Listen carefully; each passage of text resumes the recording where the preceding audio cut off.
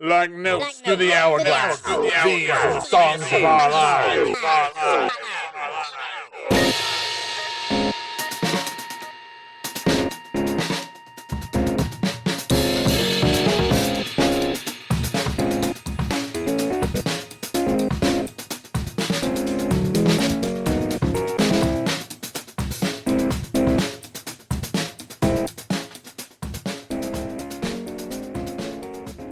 Hello and welcome to the latest episode of Songs for Our Lives. I'm Brad Rose. I am an artist, a composer, a writer, the founder of Foxy Digitalis, and someone who thinks about music and sound far more than is healthy.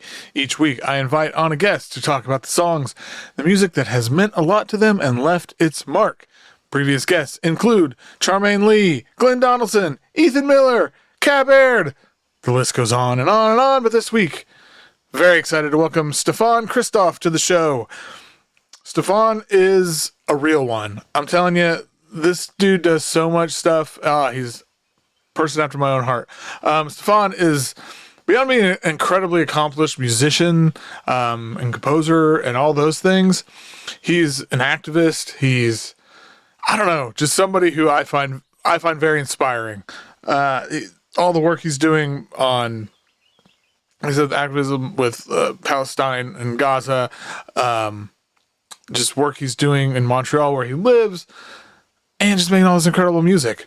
The sort of occasion of inviting him on the show is he's got a new album out. It's called Convergence by the group Earth Sounds Now, which is a hell of a group, a big collaborative thing. We talk a lot about it, so I'm not going to get into it. It's an amazing album, though. It's more than an album. But, I mean, just as a listening experience, it's pretty fantastic. I can't recommend it enough. And then, I mean, he's got so many new things happening all the time. Collaborations, solo work. I love listening to his solo piano work. When it comes to piano music, some of my favorite. There's just a lot. There's a lot to dig into. So a lot of links in the show notes here. Please take the time to dig in, look through them, check out some of his stuff, especially the Earth Sounds Now record. It's just so freaking good. Quick note, if you like this show, listen to it, please leave a rating or review. If you want longer versions, you want ad-free versions for as little as $3 a month, you can join patreon.com/FoxyDigitalis. You get them a little bit early. Like I said, commercial free, a little bit longer. What else could you ask for, right? Anyway, thank you all for listening. This episode was a blast. Hope you all enjoyed.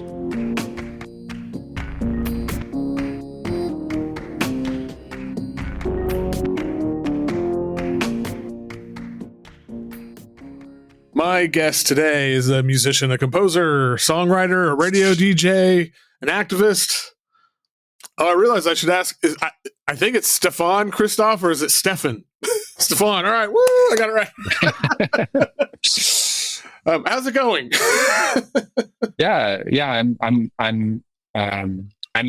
right now excited about a lot of music projects that I'm working on in different places, and these collaborations keep offering flowers, and That's great. it feels like this sort of process of really starting with conversations and being open to that encounter with musicians. Particularly, I'm interested in talking with folks across borders, and then allowing kind of those conversations to unfold. And I'm lucky in some moments to get to play with folks in the same place, and then sometimes sharing material online. That's a major focus for me right now. But I would say also, Brad, a big thing that I've been working on the last few weeks has been to organize some actions in the communities where I live, which is in Montreal, in support of Palestinian human rights. So I've been organizing with artists and community activists to speak up and to speak out against the massive injustice that's taking place right now in Gaza. Amazing. On that note, are there any? So, listeners in Montreal, obviously, I guess there's, you said there's some local things, but is there, for those of us elsewhere, is there anywhere you could point people to, if they want to either get involved or just see what you're working on in that regard. Sure, of course. I mean, I've been supporting a number of initiatives. One is called the Teachers Creativity Centers. So they're running educational programs in Gaza, particularly in one of the displacement camps called El Mawasi. So you can look up Teachers Creativity Center. They're based in occupied Palestine. And of course, like a large organization, some folks might have heard of, but it always needs more exposure, which is medical aid for Palestinians. They have concrete projects on the ground in Gaza also. Awesome. Yeah, I'll make sure to include links to those in the show notes too. Well, that's awesome. I mean, that's one. I don't know. I can't exactly remember when our paths crossed. I think it was probably via your brother and your Jordan Christoff. Yeah. Yes. And y'all's duo that you have, which the name escapes me. Anarchist Mountains. That's it. But like you said, collaboration's been a really big part of your practice lately. And that's, for me, that's like right in my wheelhouse. I'm always so excited to I love doing these kind of collaborations too, which I guess, like, full disclosure, we have one that's in the very early stages. But kind of a maybe, I don't know, bigger one, or one that really hit deep and feels very, there's a lot to it, is the Earth Sounds Now. So I'm going to let you, can you tell me who else is in the ensemble? Sure. Because I'm going to butcher all of their names. I mean, that's a great opportunity to talk about the people that are part of it. So thanks, Brad. Yeah. So Earth Sounds Now is a collective project that took place over 13 months. And it was a cross-border project. We met online once a month for 13 months for about an hour and a half. And we would share sounds and also recordings of our music, and then talk about our lived experience and what was going on in our respective communities. So I coordinated a lot of that was the sort of technical side of bringing folks together, and then the conversations would flow from that. So one of the artists involved is Asher Gemesde, who's based in Cape Town, South Africa. He's a band leader, percussionist, and somebody I also first encountered through social movement networks, activist networks internationally. He's also a radical scholar, particularly looking at themes of Black liberation struggles. And so Asher is one of the musicians. And then there's a poet here in Montreal and a performer, spoken word artist named Kai Kello, who has been deeply involved in many creative spaces here in Montreal for years, and also particularly Black creative spaces. He was deeply involved in a project here called the Community Vibe Collective, and that existed for at least a decade. He, in recent years, has been really celebrated for his short stories and poetry. All right, he won a very important poetry prize here in Canada recently called the Griffin Poetry Prize. Kai Kello is one of the artists, electronic music producer, known internationally. Nicolás Jaar, who I know through doing work together in support of Palestinian human rights, was deeply involved in this project. And we encountered each other first through the pandemic and began discussing online, and then have in recent years seen each other more in person in different places, actually in different cities in the world. So that's been wonderful. And then Bushra Kayetsi, who is a piano player that has really succeeded in breaking through to the new classical world of piano playing, and has been really celebrated. She is released by Warner Classical, and is really an important artist today in Turkey, and is a wonderful person. I had the chance to spend some time with her in Istanbul, and we were really happy that this project worked out and she could be part of it. She also does visual art and painting. So that's the ensemble. Yeah. of this initiative. So it's really across borders. That's incredible. I'm curious, like those weekly get-togethers, exchanges, like how did that actually kind of look or feel like from week to week? Thanks for asking that. And so, just sorry if it was unclear, but it was monthly. Monthly. So it was Okay. 13 months. And so the reason we did, but that's an interesting point to bring up, because the reason we did it monthly was part of the process. So each month, we would share sounds with each other, right? And part of the whole idea was deep listening, right? We wanted, sometimes people would just share a field recording from their respective environment. That included, for example, Bushra was in Palestine at one point, and she recorded birds at dawn in Jerusalem at the Dome of the Rock. And that was the sound that showed up for that month from Bushra. So that was just, incredible. These recordings were shared over the process of us listening to each other each month. And, on a broader, like, cultural level, I think one thing that was moving to me was this idea that we're listening to each other and taking the time to really hear what people were living in the moments they chose to share, right?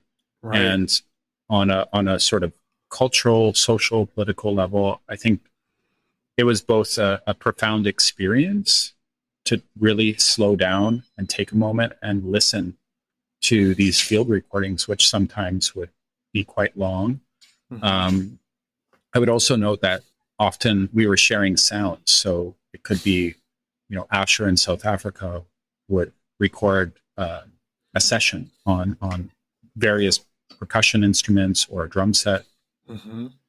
And over time, the idea became that we would sort of respond to each other's work. So somebody would upload, a field recording or a sound from, a music session, and then another person would kind of respond to that. So would add their contribution. And so that was also the process through which we were establishing a musical dialogue. And of course, it unfolded over time, right? So we're talking about over a year. And then sometimes also people would share texts. So, for example, if somebody was more involved in, more academic scholarship, but it also could, sometimes it was a news article. And so we would read what the other artists would suggest. What I would also underline here is there was, I think, on a sort of intuitive level, an understanding that developed quite quickly to be very intentional about what we shared with each other, because everybody has busy lives, right? And we wanted to make sure that there was a capacity to deeply listen to what was being shared, and or deeply engage with the print material. And even in some cases, some people created visual works. So they would, Bushra, for example, in Istanbul, will make a painting, like a watercolor in particular. So that was kind of the process of us sharing work, and through that, getting to know each other, both artistically and personally and socially, politically, and culturally. Yeah, that's really interesting. Like one of the, you brought this up, how the importance of listening sort of in the process. And I'm just curious, like for you, like what is the word, like what does listening mean? Like even, not just even musically, but even, I don't know, like politically or even relationally. It means a lot. And I think it also means something in each context, right? But in this particular context, what it meant was two things that I would just choose to highlight. Number one is slowing down, really taking the time to engage with what people shared and make sure to listen to every second. That was important. A, and B, there's the obvious, I think, important point, which is around listening across borders. And, although some ideas might sound kind of cliche at this moment, I don't think that's necessarily a bad thing, right? With what we're Right. seeing with rising right-wing neo-fascist nationalism in many places around the world. That's actually something we need to repeat and keep talking about. And as artists, how do we create initiatives that actually embody the ideals that we want to speak to, right? And test ourselves. And obviously, a project like Earth Sounds Now is not easy. It's not easy to coordinate between 4 time zones and 4 to 5 different countries, depending on where people were. Yeah. And that's not impossible. And but it is a challenge, right? And I think it's an interesting challenge. And also working with artists who have very much a meaningful grounding in their community, you're also dealing with like political realities as they unfold. Palestine was definitely something that came up often in our conversations, but also 2 of the artists, Bushra and Nicolás, were in Palestine at different points throughout this process, right? Also, South Africa came up, and there's been various social movements in South Africa in the last years that have made important demands around economic justice, right? And post-apartheid. How does equality actually spell out in terms of having equal economic rights, not just rights on the basis of having equality between races, which is important, obviously, but economic justice is also important. So all those things to say that these were integral parts to the process. So we were trying to learn from each other also. That's incredible. There's a lot I could say about the record, but respecting the time of everybody involved, the last thing I will say about this before I want to ask you about one other thing is to me, listening to Convergence, the thing that I kept returning to, it felt like this sort of living archive more than it felt like a record, or like a traditional record. Like, I'm curious if that sort of idea or like if that was even something you all talked about or was like an intentional thing as the record came together. Yeah, thanks for that question. I mean, archive was part of our conversation from the beginning, and as I sort of tried to get institutional support for this project, that was one of the ideas that came forth, was this idea of a sound archive. I believe that's in some of the materials that describe the project. But the idea there was very specific, which was that we were, through the process of listening, which we just talked about, we were also creating an archive of our respective experiences and then drawing from that to create an album. So I would also just shout out my friend Brody, who actually worked with me to write a grant, and we successfully got support from the Canada Council for the Arts for this, which is a rare win. But I was able to also create a context where the people who were involved were having honorariums for their time involved, right? And that, of course, creates a positive dynamic where people's time is also being compensated. And that's less, about just the cash, but it's also about a process that also respects the fact that artists are trying to make a living, which is not easy. So the archive was central to some of the documentation that I first worked on. You're exactly right, Brad. That's awesome. Well, real quick before we get into the songs, you have, speaking to recent collaborations, I just wanted to ask you really quick about this new record you have that I think just came out in the last few weeks with Daniela Solis, I believe is. What can you tell me about? Like, I'm not familiar with Daniela's work. It was the first time I'd seen that name. I was like, oh, so now I'm excited to have like a new sort of rabbit hole to follow. But what can you tell me about that one real quick?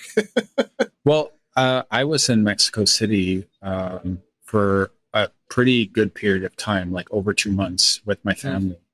And I really took some time to try to meet artists and just sit and talk with them. And so Daniela and I connected, and she was very involved in a number of like cultural initiatives in Mexico City where they were having shows in like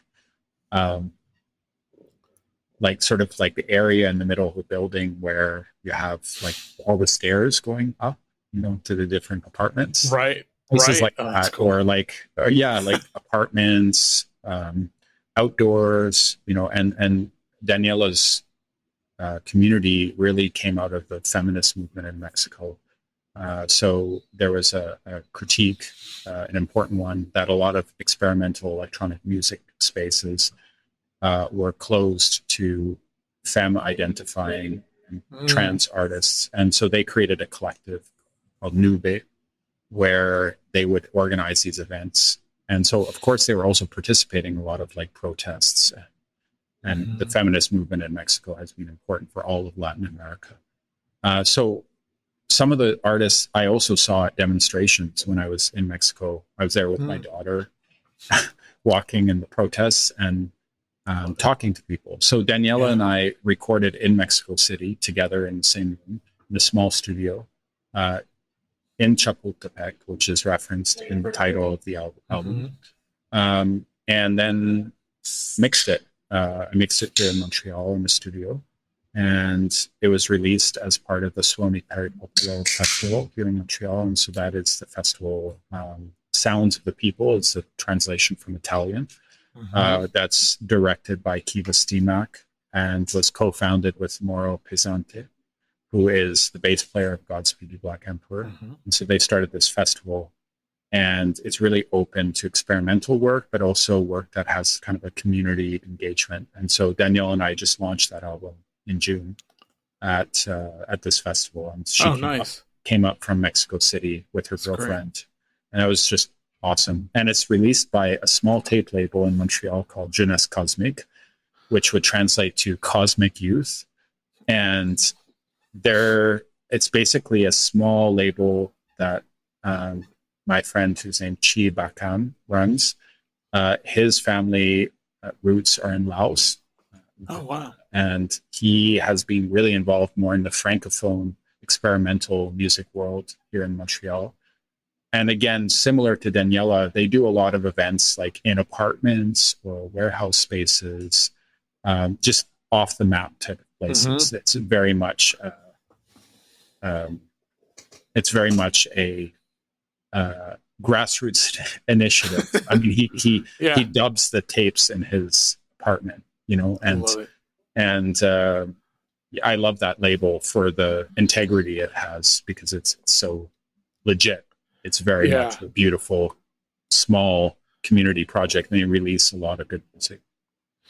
I was saying, like, before I started recording, it's legitimately might be my favorite label in the world. Like, it's so often things I've never heard of, and it's always just incredible. I mean, I still listen to, I think it was that Reservoir album from a couple years ago, is one of my favorite records that has come out in the last like 10 years. So everybody should check it out. Well, that's awesome. Yeah. I really, really love this record too. I mean, as I was also saying earlier, my inbox is a disaster, but I'm always excited when something from you comes through, because I'm like, all right, I know this is going to be worth my time. So keep sending it. All right. Well, I don't have a good segue here, but we got a bunch of songs to talk about. So to not delay it any further, I'm going to move on. And as always, I'm going to start by asking, what is the first song you remember? Wow. I really loved the questions that you sent for this. And I found it intimidating. That because, in one way, the questions are deep, and I found myself I actually took quite a lot of time to answer this. That was cool. Yeah. I appreciated that. Awesome. So I chose a song. I chose a song of the Bulgarian state radio and television female vocal choir. So my father, it's called Love Chant. And so my father is Bulgarian, Macedonian. So in the eastern edge of Europe, where Europe meets Turkey. And so I grew up sometimes going to the Bulgarian Orthodox Church, so I would hear that sort of choral music, sort of Eastern Orthodox. Some people call it Byzantine. It has quite a distinct and different tone, right? Yeah. And this particular, the tapes, cassette tapes actually, that I remember my father was always playing in the car, of this Bulgarian choir. So it has different names. Some of them kind of got some success I believe it was like in the early 90s. It was called Les Mystères de Bois Bulgarie. It was released by a French world music, quote unquote, label. So the mysterious Bulgarian voices.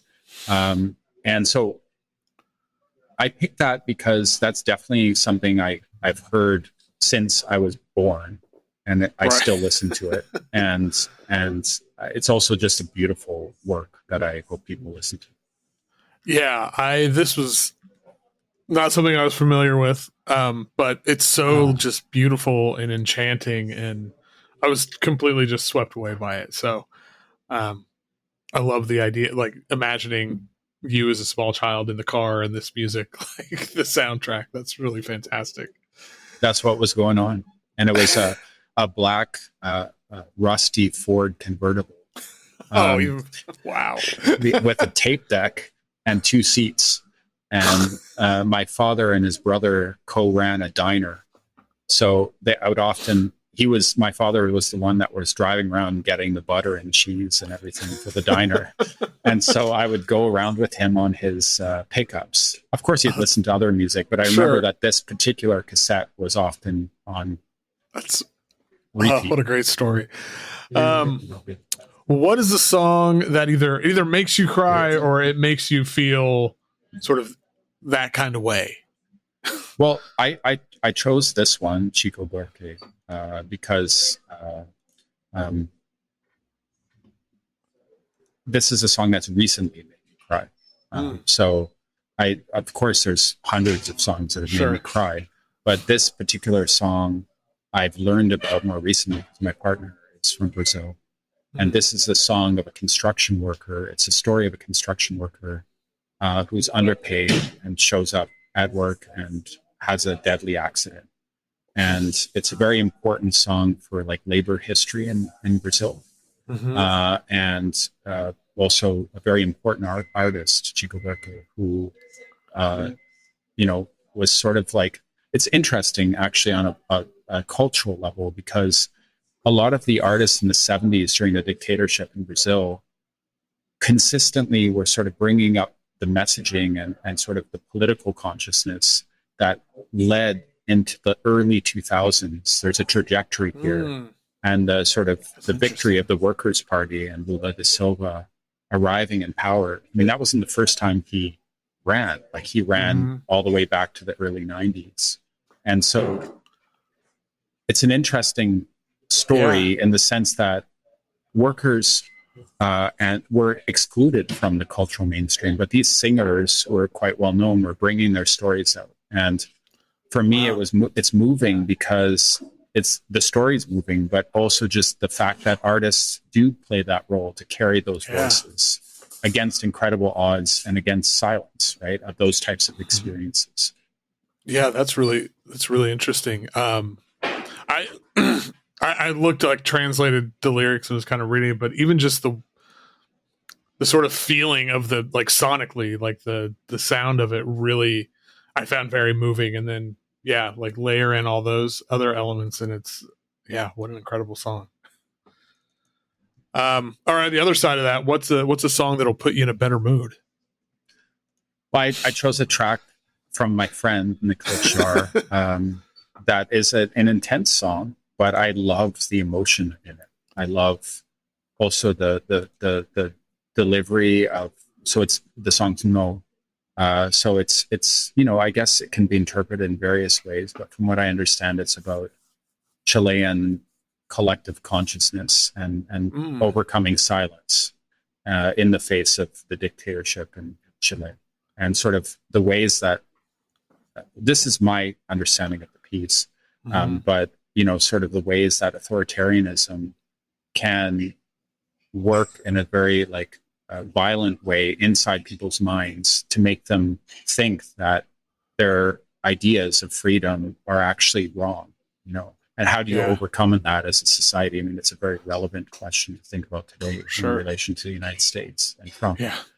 I mean, of course, I love the rhythm, the beat, and the sort of the balance between a very like sort of clearly a track that's influenced deeply by Latin American music, but has a experimental edge. And I wanted to choose something from a friend also for this list.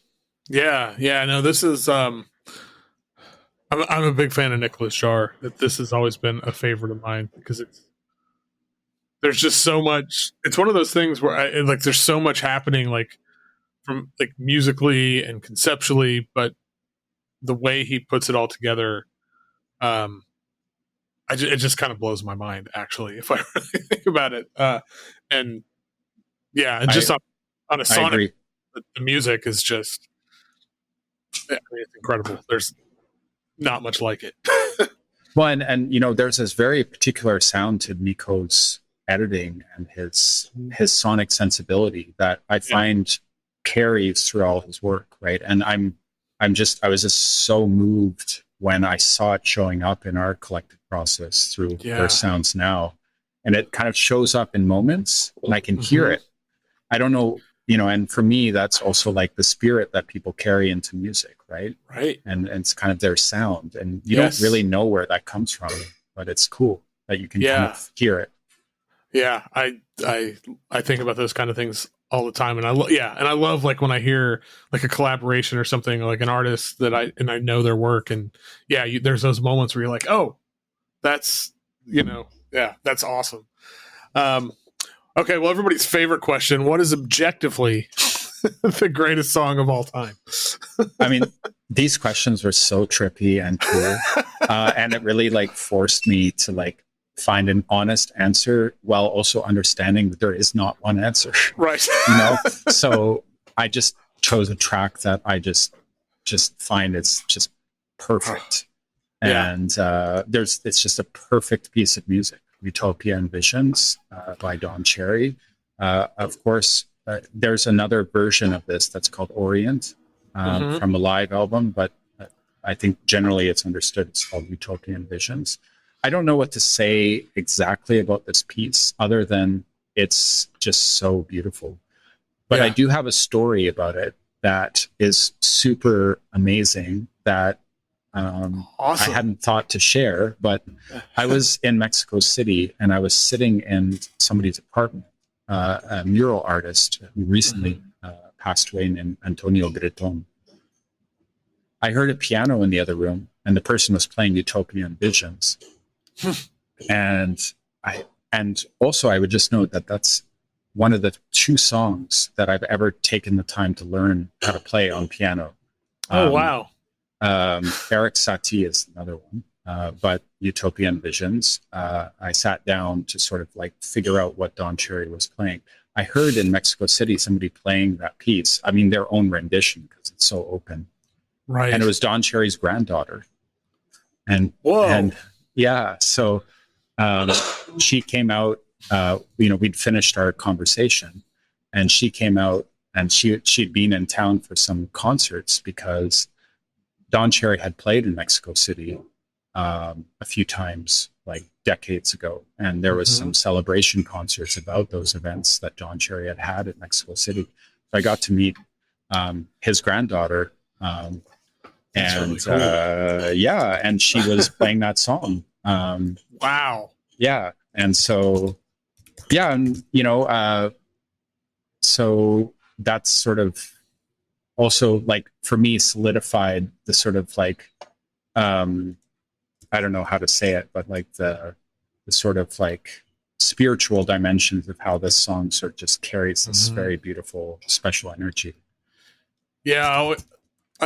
Don Cherry is like among my favorite artists to ever, or musicians, artists, all of those things to ever live.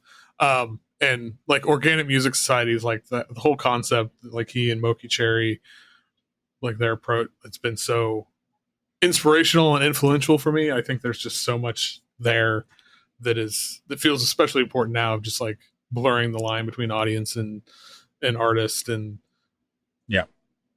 building community around that, and involvement and stuff. But yeah, this song in particular is, to me, it just feels like the world condensed into like 6 minutes.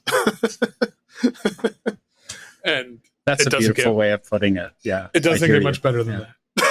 Yeah, definitely. So the granddaughter is Naima Carlson, and so she's been involved in Moki Cherry's sort of like the exhibitions in Sweden. She lives in Sweden to sort of remember her father and her grandmother and grandfather's work. She also hosts a show on NTS. And she collaborates with somebody in Mexico City that I play with. He's named Adriana Camacho. We have an album together, and if you can link to it, that would be cool. Yeah, absolutely. And now that you said that, she has an album that came out earlier this year, a collaboration she did with Angel Bot Daweed, which is unbelievable. So that's so cool. Wow, man. Yeah, and Don Cherry, born in Oklahoma. So there we go. Okay, on a different tip, what is the song you used to love, but you've heard it recently, or you think about it now, and it doesn't quite hit the same, doesn't quite do it for you? Yeah, well, I mean, as a teenager, I loved this track, Where's My Mind by the Pixies. I love, of course, Steve Albini's production. As a 16-year-old into zines, that album was a good one. It still is a good one. I don't know what it is. I feel like I couldn't pull the same emotion, from it that I did. I think, to be honest, part of it was when the Pixies reformed in 2022. There's a big call for them to not have their show in Israel because of the call for artists to not participate in cultural events connected to the Israeli government because of the injustice that Palestinians face. And I was surprised that they went forward with that show. I don't have any personal connection to the Pixies. Of course, like, they're a huge band. There's some Montreal connections with Steve Albini that are interesting, but the band itself, I don't have any connection to. But when I hear that song now, I just don't have the same emotional response. I don't know exactly why. Yeah, I can understand, like you, when I was a teenager, I loved the Pixies. And whenever I've listened to them in recent years, it doesn't really resonate in the same way. And I don't know, that's just, so. But I do love the production on this. The Albini production is really fantastic. What is the most romantic song? Wow. Again, Brad, your question is so... I spent between about 2 a.m. and about 7 a.m. one morning on these questions, listening to so much music, and I really appreciated it. Because that's awesome. I'd woken up in the middle of the night because my daughter got up, and then I couldn't get back to sleep. So I was like, I'm going to just go and work on this. And I listened to so much music. And Lhasa's work Lhasa Vasila is an amazing person. I first heard Lhasa Vasila, and this song in particular, in a small CD duplication store where people copy CDs in Damascus, Syria. Wow. And I'd never heard of Lhasa. I live in Montreal. Lhasa lived in Montreal. And I was in Damascus, and I heard Lhasa's music. And I was with a friend, and we went in, and that I got a burned version, like a knockoff version of that album. And I would just listen to it constantly. So shout out to Lhasa. I got to know Lhasa in the years before she passed, and actually had a visit with her very close to the end, and her family. We collaborated on some events at La Sala Rosa here in Montreal. She spoke out for Palestine. And she was just a beautiful person. I had some long conversations with her. She was really into cassettes. I remember she showed me a cassette of Marcel Khalife, the Lebanese composer. And she showed me her little cassette player in her kitchen that she would listen to the tapes on. So I also had like a personal relationship with her. And her partner in a very important period of her life, Ryan Morey, continues to master a lot of the music that I work on. Oh wow, and he's awesome. Great. Yeah, but Lhasa's music is so beautiful. Yeah, absolutely. Oh my god, sensual, heartfelt, also universal. Has that sort of same spiritual feeling. Very different from Don Cherry, but it speaks to that kind of intangible somehow, the sort of spiritual realm. Yeah, there's something about this song in particular to me. It feels like it's like someone sort of like snaking through a crowded room, like with their eyes only like for you, like coming towards you, and it's what an amazing feeling that and I mean her voice is just otherworldly, but what a beautiful song. I realized I skipped a question, so I'm going to go back real quick, and that's a song that people hate. I don't know who they are. Somebody hates it. You don't care. You love it no matter what. Well, I mean, this is just like a song that's so overplayed. Celia Cruz, La vida es Convergence, but it's awesome. Yeah. It's so full of life and just the groove, and it feels good. Yeah, I think it's become a cliche song, as like a Latin American reference point. I mean, it was in Amoros Perros. It's very present, which is not a bad thing. But I've been in different spaces in Latin America where when that song comes on, people are like, oh, yeah. I mean, it's not that it's bad. It's just so present. But I somehow I've heard it thousands of times probably, or hundreds. Yeah. I used to work at a La Rosa here in Montreal, which is a Spanish restaurant, so it was often playing there. I've just never got sick of it. It's just an awesome song. That's awesome. What is the song that changed your perspective on an artist, either for better or for worse? Well, I chose this piece by Maurice Ravel because it's awesome. I'd heard Maurice Ravel, and I'm one of those kids who would spend consequential amounts of time going into the Salvation Army and spending time in the vinyls, and getting all these old classical music records for like $1, and then tripping out to them when you're like 20 years old. But when I heard this one, I picked up some other Maurice Ravel, Debussy, and Eric Satie, this sort of milieu of French composers from I believe it was like late 1800s. But this track, it's just like, it's so hip hop, but that's how I hear it. Like, it's like just the beat and it's kind of the pulse. It just made me take notice of this artist. And it's a lot of fun. It's just like all the different movements and contrasts in it. It's just, oh man, it's so much fun to listen to. And it's funny, the going to the Salvation Army, going to the thrift store and buying the $1. So my daughter just started playing cello a year ago and has gotten so into it and loves it. And so I guess it was the beginning of the summer. I went to my favorite thrift store and just pulled, I think I came home with like 40 records, spent like $60, and it was all this classical stuff. I was like, all right, we just put a record player in her room like last year. I was like, here you go. And every once in a while I'll hear her in there just like jamming out to I don't know. I don't know if we had any Ravel. I can't remember. There was so much stuff that I found, but that's such a foundational experience. Definitely.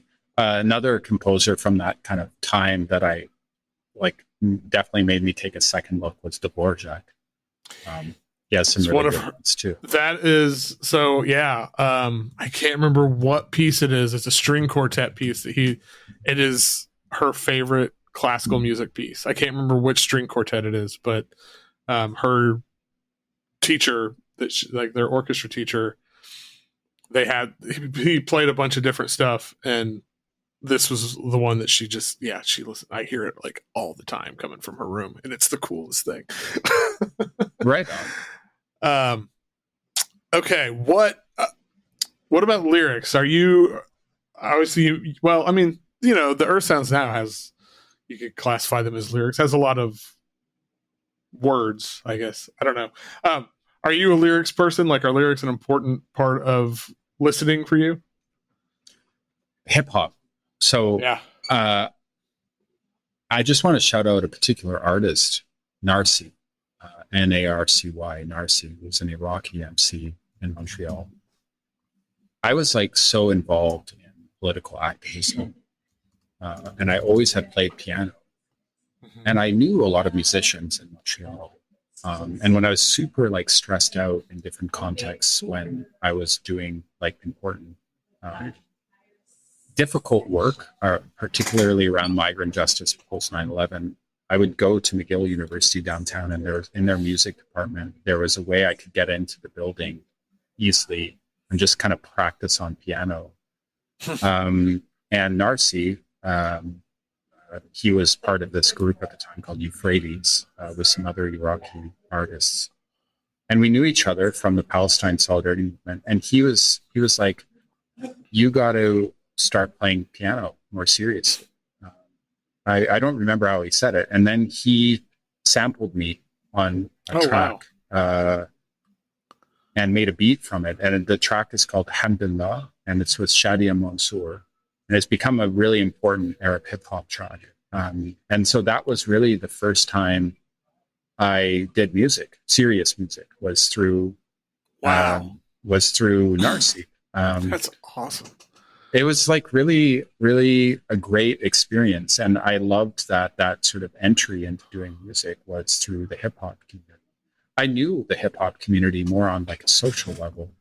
And I also found as a political activist, they were the ones that were always open to having me come and make an announcement about, this community initiative for migrant justice or for Palestine solidarity or against the invasion of Iraq.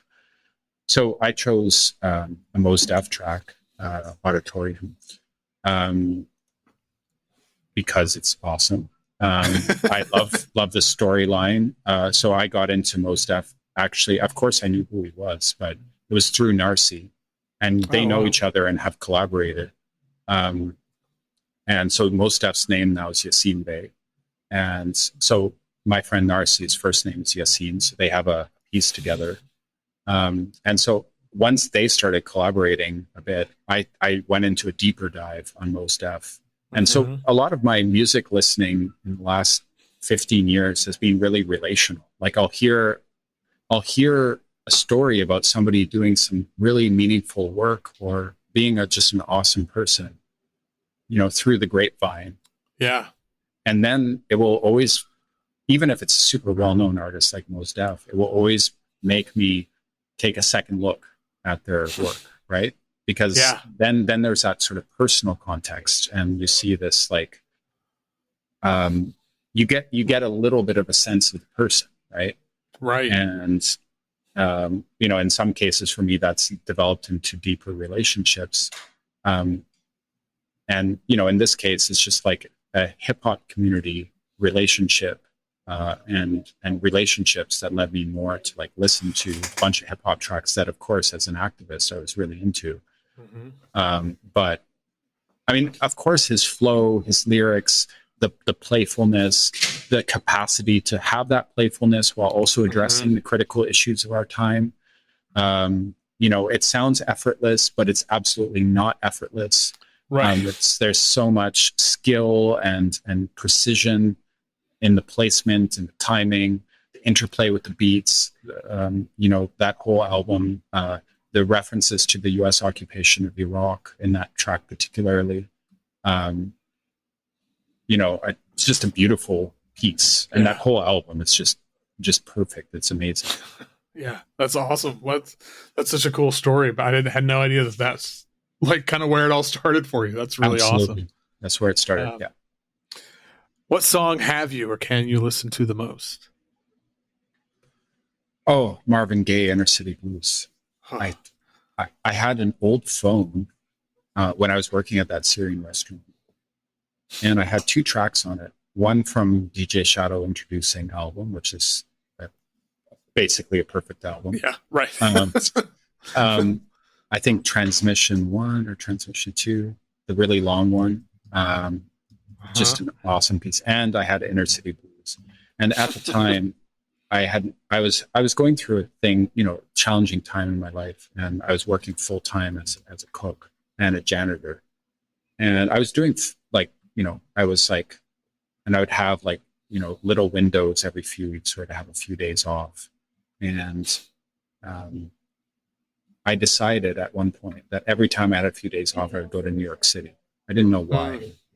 And I was just, because Montreal is close to New York. It's 6 hours. If you take the midnight bus, it's about 6.5 hours. It's in North American terms, that's close. So, and I would just have this song on repeat for hours. Inner City Blues. And whenever I was down, also I was just would just have this song on repeat. And obviously, there's a blues element to that song, but there's also this strength to that song. You feel the persistence and the struggle to. I mean, of course, when you find meaning in a song that could mean so many things, there's an element of projection. But I think Marvin Gaye definitely did stand up and did speak out, against war. For Black liberation, and also presents a radical picture of Black masculine sensitivity that I think in this time of hyper racism and growing racism on the extreme right, it may seem like a basic point, but I think it's one to continue to lift up and celebrate. And that song is just so layered emotionally. The rhythm's great. The sort of experimental part at the end, great song. Yeah, when I was listening to it the other day, I was just thinking how, it's over 50 years old at this point, but it's as relevant today as it was then, when he wrote it. And it's just, what a song. And it's, everything you said. And then, he's somebody who I could listen to sing anything. God, his voice is just the smoothest, silkiest thing that has just ever existed. What's the best hype song? That's a recent hype song for me, Hector Lavoe. And so I chose, you linked to all these songs in the thing, right? I put a playlist together that I linked to. Exactly. Yeah, I saw that. Great. So, Tradición de Ayer. So my Spanish isn't great, but what I love about this song is the tension. The beat is just riveting, but the string section is so melancholic. Yeah. And that tension between a party track and a melancholy track. Yeah. It's just it's so hype. It's so it's on fire. It's it's just burning, and the full range of emotion. It's you can definitely see that bumping in a party, but you can, and I would always play that when it was super busy and I was crazy busy at the bar I used to work at, Casa del Popolo in Montreal. And sometimes it would be really busy. And I would just blast that song. Because I felt it's a great track, but also it just has such a range of emotions. And of course, Fania Records and the whole story of salsa in New York City, and that whole emergence of a migrant music, and the diaspora, Puerto Rican and other Latinx communities in New York, kind of carving out that space in the city to sort of create not just a sound, but just create that emotional space of the sense of loss and tension. It's all there in that music. This song captures all of that. I love that contrast. That's the thing that I was gonna say, the contrast between the strings, that music part and the sort of beat and the groove of it. It just seems if you explain it to somebody, you see it on paper, it's how? That doesn't make it. And then you hear it and it's oh yeah, this is this is the shit. It's okay, it's so intense, huh? Yeah, it is. And then his voice is just like this. Oh man, I love his voice too. I mean, it's all there. It kind of gets my blood pumping just thinking about it. Yeah. All right, last two questions. First, what is the song that means the most to you? And it's not necessarily because of the song itself, but associated with something or someone. That's a family track for me. John Coltrane, Naima. That's one of the songs I heard the most growing up. My mom was always playing it. Wow. And my mom was a textile artist in Europe for a successful one before I was born. And she got really into that style of music, Alice Coltrane, Don Cherry, John Coltrane. And this song was just really present when I was a kid. And the first kid, me and my brother and sister, so my sister had the first kid, her daughter's named Naima, and it's named after, she is named after this piece. So every time I see my niece, that's beautiful. I think of that. And actually that was a connection back to Don Cherry. Earlier we talked about this.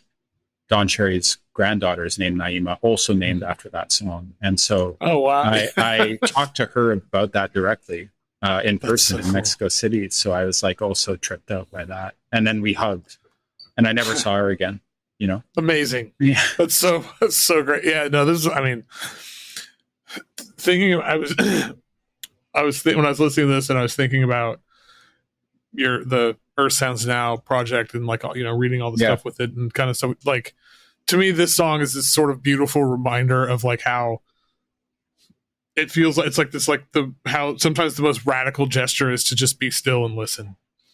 And this song, it's just like tenderness without embellishment.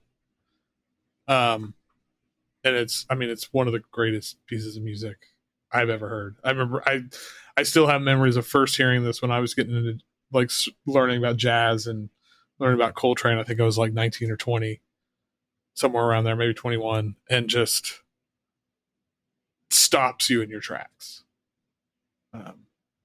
Yeah. Shout out. All right. Last question. What is your favorite song?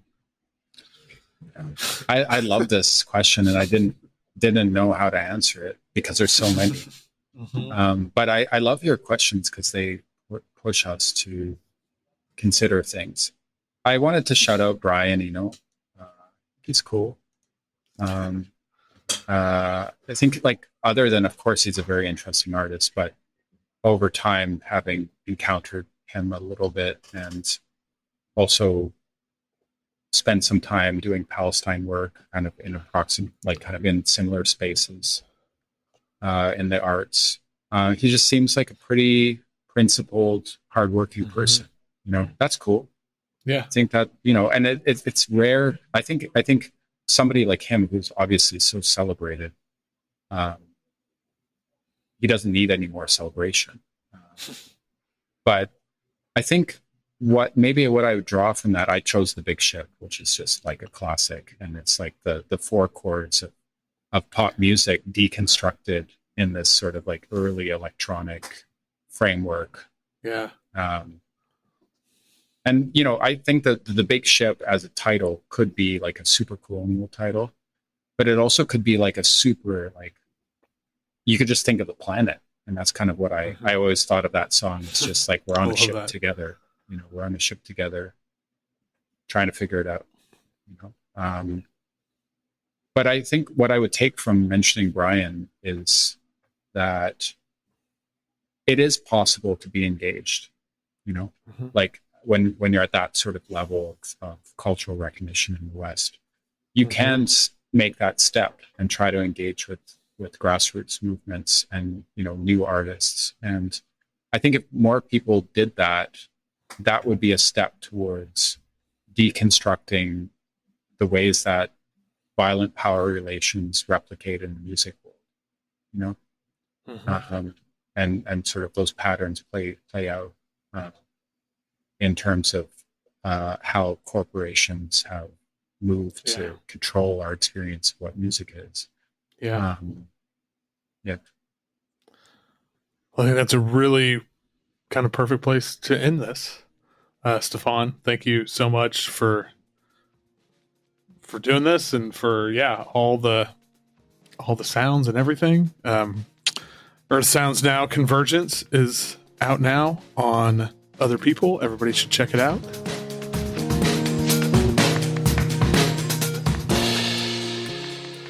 Thank you to Stefan Christoff once again. Amazing good time. Just love talking to him. Had a lot of fun.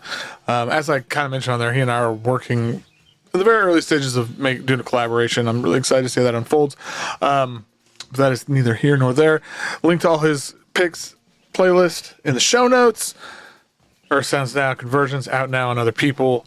All this other stuff. Just go and check it out. Especially check out the album he has with Daniela Solis on Jeunesse Cosmique. I think that's how you pronounce it. Legit my favorite label in the world. Everything that label's put out is gold. Not gonna lie. All right, that's it. Thank you all for listening. Until next time, keep on listening whatever the hell you want.